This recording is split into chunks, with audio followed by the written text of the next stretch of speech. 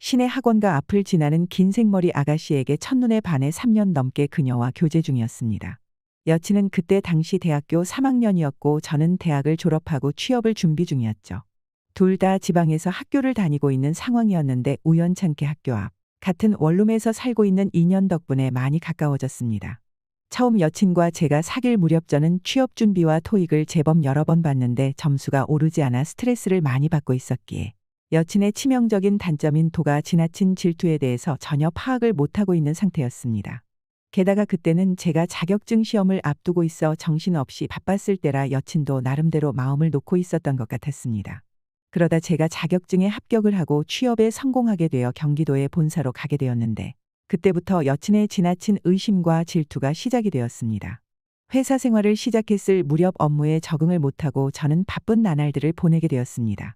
그렇지만 장거리 연애로 인해 불안해하고 하루 종일 제 연락만 기다리는 여친을 위해 화장실에서 소변 보는 시간, 밥 먹는 시간까지 쪼개어가며 여친에게 문자도 보내고 연락도 하곤 했었습니다.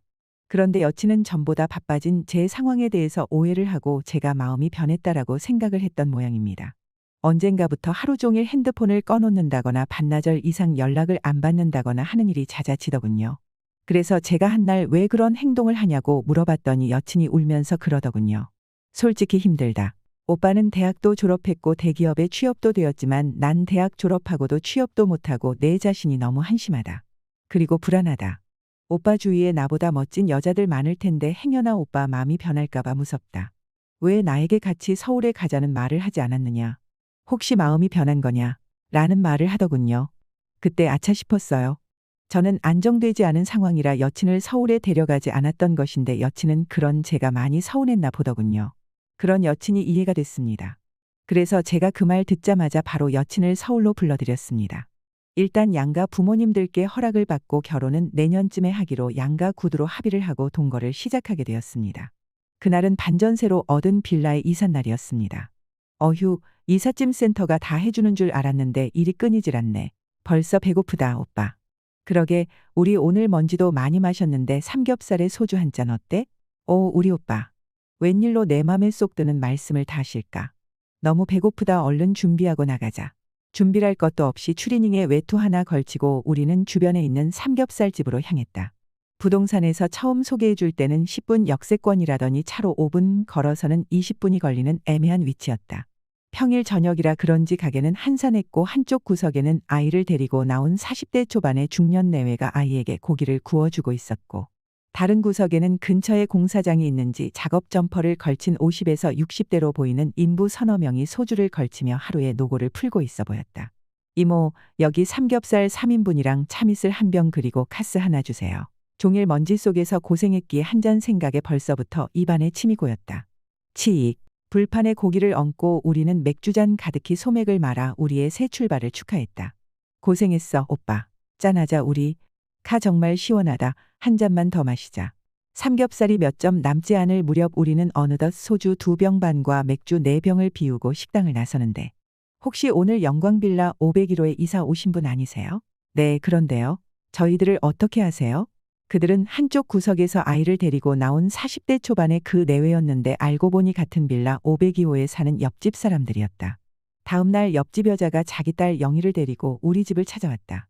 자기네가 강아지 한 마리를 키우는데 순한 편이지만 시끄러울 수 있으니 양해 바란다고. 이후 옆집 사람들과 마주치면 인사하고 지냈죠. 고향에서 보내준 과일이라고 가져다주고 저희도 고마워서 담례로 음식 같은 거 오고 가고 하다가 이웃치고는 꽤나 친해져서 한두 번 집에서 차 마시고 지냈어요. 한 번은 영희가 타고 다니던 자전거가 고장이 났다며 간단한 건데 봐줄 수 있냐고 부탁을 해오고 한 번은 욕실 천정에 달린 전구를 갈아 끼워준 뒤 거실에 앉아 커피를 마시는데 너무 수고하셨어요. 우리 남편은 이런 거 뭐 하나 손 뗄 줄을 몰라요. 도대체 제대로 할 줄 아는 게 아무것도 없으니. 어머나, 내가 총각 앞에서 못하는 소리가 없네. 호호호. 하, 아주머니 참 재미있으시네요. 어느 날은 영희 엄마가 우리 집에서 계속 수다를 떨다가 내가 다이어트 중이라니깐. 갑자기 다이어트 되는 스트레칭을 가르쳐 준다면서 내 앞에서 고양이 자세 같은 거 하고 다리를 양옆으로 찢는 자세도 할 정도로 가깝게 지냈습니다. 그렇게 1년이란 시간이 지났습니다. 동거를 하다 결혼하자 약속을 했었던 사이였고 신혼집으로 생각하고 지금 집에 이사를 왔었는데 헤어지고 말았습니다.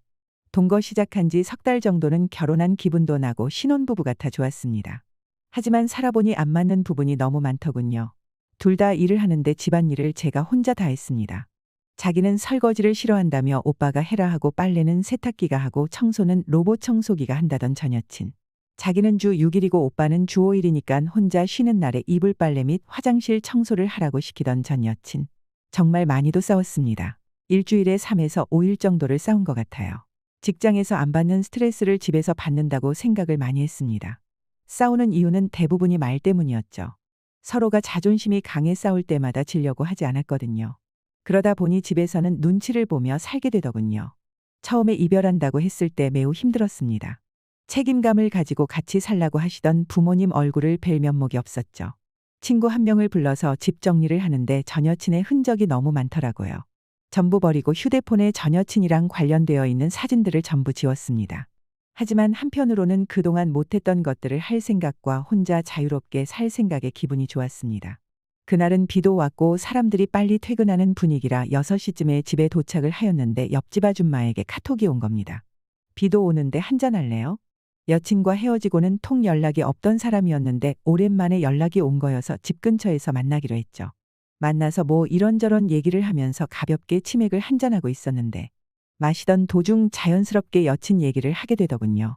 여자친구랑 왜 헤어졌냐길래. 그냥 연애할 때는 몰랐는데 한 집에서 살다 보니 서로 안 맞는 게 많더라고 제 얘기를 하게 되었습니다. 옆에 있을 땐 몰랐는데 막상 헤어지니 많이 외롭다. 그랬더니 뭐 어쩌고 저쩌고 그러면서 제 편을 들어주더군요.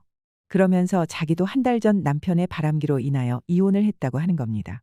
평소에 워낙 살갑게 잘해줘서 관심은 갖지만 나이차도 많이 나고 유부녀였으니 별 관심을 두지 않았었는데 순간 같은 처지에 있는 사람이라 서로 안타까웠는지 그날따라 서로를 바라보는 눈빛이 평소와는 달라 보였어요. 그리고 집 앞까지 모셔다 드렸는데 술 마셨는데 속이 불편하지 않느냐며 들어가서 꿀물 한 잔 마시고 가라 하더군요. 그냥 이대로 잠들면 속 버린다고. 딸은 어디 갔냐니까 전 남편한테 가 있다고 하더군요. 농담 삼아 혼자 계시면 너무 외롭지 않으시냐니까. 배시시 웃으면서 그니까 놀아주고 가 이러시는데 이때부터 제 정신이 아니었던 것 같습니다. 꿀물을 줄 알았는데 맥주를 들고 오시네요. 한 잔 더 하자면서요. 그리고는 43살 돌싱녀와 연인 사이가 되었습니다.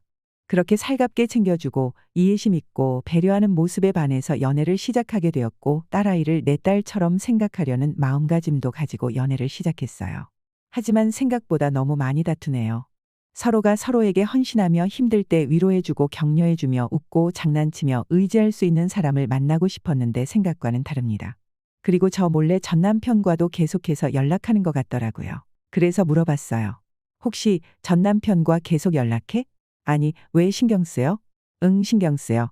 사실은 영희 교육 문제와 돈 문제 때문에 가끔씩 연락하고 지내긴 하는데 자기가 신경 쓸 정도는 아니야. 그러다 재결합하는 거 아니야? 아니, 그럴 일 없어. 잠시 정적이 흐르고 할 말이 없어져서 그냥 데이트 끝내고 집으로 왔네요. 주변에선 다들 결혼할 것 아니면 헤어지라 하는데 어쩌면 좋을까요?